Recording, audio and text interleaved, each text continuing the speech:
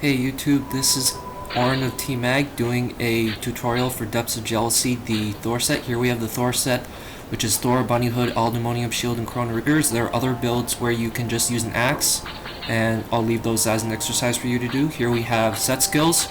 We're going with Peerless Deer so you don't get stassed in hero mode. We've got Strike Mastery so you can double your attack and you get some knockback and stagger bonuses. We have Damage Plus, so you do 50% more damage. We have Peerless Bovine, where you do 150% more damage. We have Peerless Hedgehog, where you can get some HP after you kill enemies, which is 50% of their health. We have Monster Killer, where you do 1.5x damage on certain enemies. Here we have class skills. We have set skills 4, which is complete, which means we have 6 slots of set skills for Tandanga. We have Energy Field complete, which is 50%, which reduces melee damage. And the axes in the second floor, the swinging axes, count as melee damage. I recommend you get Energy Field 50% because it's really going to help against damage from the axes. And you can take advantage of it regardless of what you're doing, regardless of whether it's hero mode or not. It helps a lot when you're using an axe build.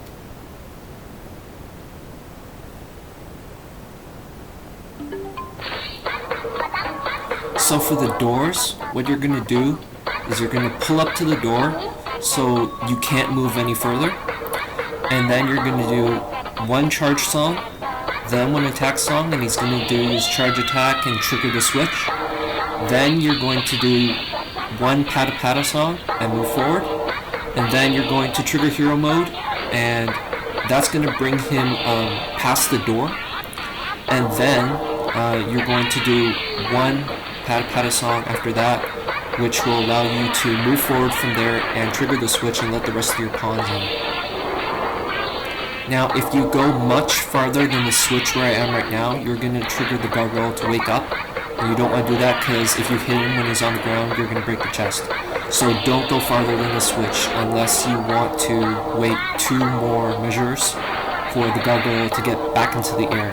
If you wait 2 measures and he gets back into the air, and then you can attack him without worrying about him coming back to the ground. Because when he gets in the air, he's going to fly around for a bit, and then he's going to lay a curse on you and start to status you, and that status will affect you unless you're using Peerless Deer in hero mode.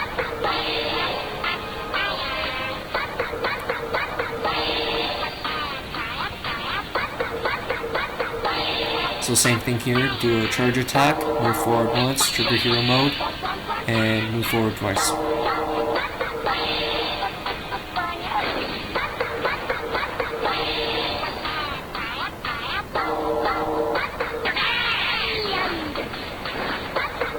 In the second section of this floor we have the Fire Salamander, in addition to the Gargoyle, the Balrog, and the Death.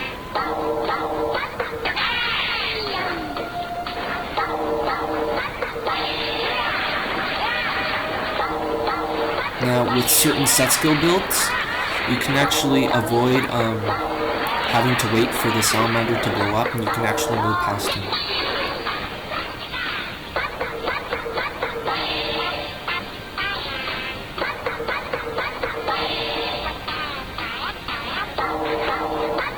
If you don't kill the gargoyle fast enough, or you don't kill him at all, then the enemies, the salamander, the death, and the balrog will keep spawning.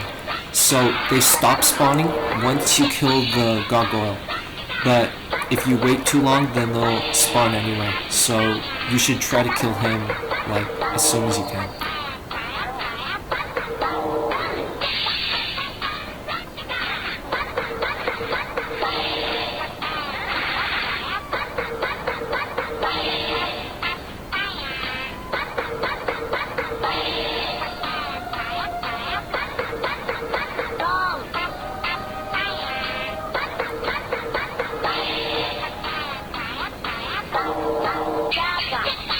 Charge up, attack,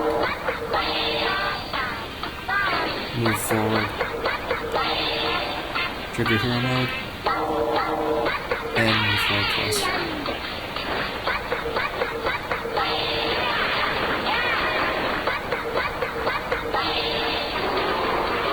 Now, when you're attacking the enemies from the switch here, if you hold hero mode for like 2 measures after you kill these guys, you'll be able to kill the death that's coming up on the screen right now, and not have to wait for the salamanders to explode before you kill the death, and that'll save you a little bit of time.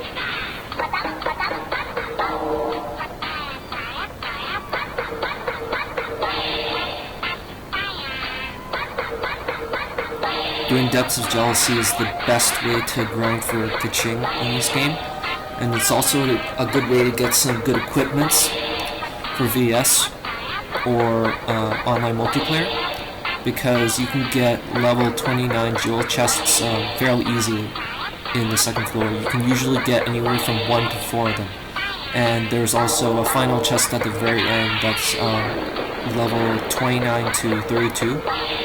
So you can get a lot of good equipment from here. If you don't want the equipment, you can always sell it, and it's also the best place to grind for Kaching. So.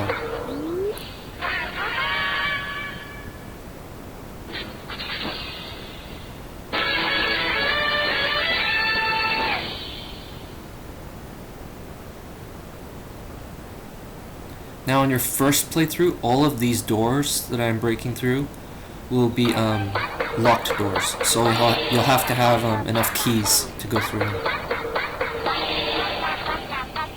There's 3 doors in total, one at the end of the first floor, one at the beginning of the second floor, and one at the end of the second floor.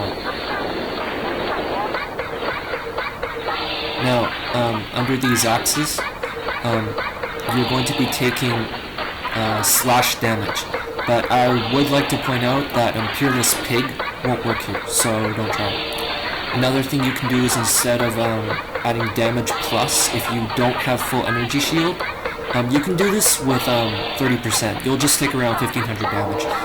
Another option is you can use March Defense from level 25 Taterazay, and that will help you reduce damage when you're marching, but not when you're attacking. But that's okay, because you can always get Patapon to stand on the switch while you're attacking, and you won't take any damage from the axes while you're attacking that way. Another thing is, if Patapon is at the middle of the switch, don't move forward any more than that. Because if you do, you're going to wake up the gargoyle, and then if you hit him while he's on the ground, you're going to break the chest. And I've discussed this on the first floor, but yeah, the same thing applies here. Stay on the switch and attack the enemies. If your Patapon is at the very right side of the switch, then you can do 1 Patapon and still not wake up the gargoyle. Now, the point most forward where your Tondenga can go without waking up the gargoyle is the right side of the gear that the axe swings on. So if you stay behind that point, you won't wake up the gargoyle. Now, once you kill Black Dragon Libera, these enemies will stop spawning. There's one wave of enemies, the Balrog, the Cyclops, and the Golem, right after you kill Black Dragon Libera. And the interesting thing is that if you kill him very quickly, sometimes these enemies don't even spawn. And, you know, you can get Kaching from those enemies. So, sometimes it's advantageous to wait until they spawn and then kill them. But I've done runs where they don't even spawn. And you can do that as long as you don't mind about not getting that Kaching. So that's another thing to think about. Now the last chest here will either be a level 32 gold chest, a level 29 to 32 jewel chest, or a level 29 to 32 purple jewel chest. And the purple jewel chests are the ones with the chance, the very small chance, it's incredibly small, it's less than 1%, of getting a ultimate weapon. And these ultimate weapons are the ones that have green text, and they are generally very strong and incredibly rare.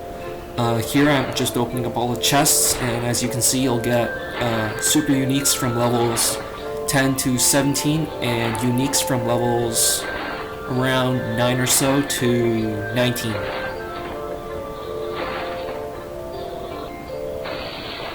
You'll also get a lot of EXP from this if your pawns aren't leveled up already.